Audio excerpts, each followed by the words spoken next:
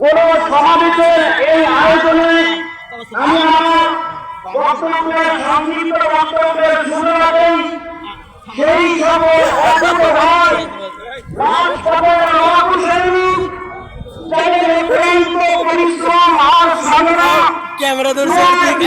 কোরআন খতমের মধ্য দিয়ে আজকের সিরাজগঞ্জের মাটিতে এই বিশাল বড় গণসমাবেশের আয়োজন করা হয়েছে।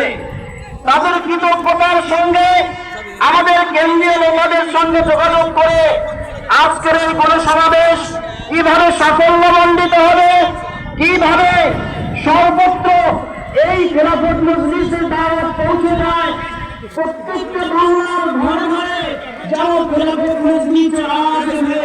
তন্ত্রমন্ত্রের দিন শেষ, খেলাফতের বাংলাদেশ। হযরত উলামায়ে কেরাম, আপনারা হলেন দ্বীনের রাহবার, বড় দাঈ।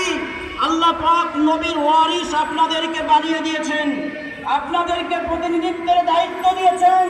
অতএব